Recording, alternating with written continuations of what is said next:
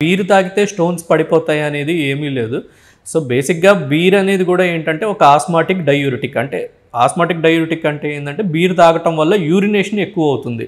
So urination ఎక్కువ అవటం వల్ల స్టోన్ పడిపోయేదానికి ఛాన్స్ ఉంది. అంటే చిన్న స్టోన్స్ ఏమన్నా less than 5 mm 4 mm 3 mm stones ఏమన్నా ఉంటే పడిపోతుంది. కానీ అట్లా బీర్ తాగటం వల్ల స్టోన్కి ట్రీట్మెంట్ అయితే కాదు అది. అండ్ మీరు నార్మల్ వాటర్ తాగినా కూడా అదే ఎఫెక్ట్ వస్తుంది. సో స్పెసిఫిక్గా బీర్ తాగటం స్టోన్ కోసము అనేది మాత్రం టోటల్లీ ఒక మిత్. అది ఇన్ఫ్యాక్ట్ దానివల్ల చెడు ప్రభావమే ఎక్కువ, కానీ దానివల్ల యూజ్ ఏం లేదు. ఇన్ఫ్యాక్ట్ ఈ బీర్స్ ఇవి తాగటం వల్ల ఏంటంటే దానిలో యాక్చువల్గా ప్యూరిన్ అనే సబ్స్టెన్స్ ఉంటుంది. సో దానివల్ల యూరిక్ యాసిడ్ లెవెల్స్ పెరిగి ఒక రకమైన స్టోన్స్ కూడా ఫామ్ అవుతాయి.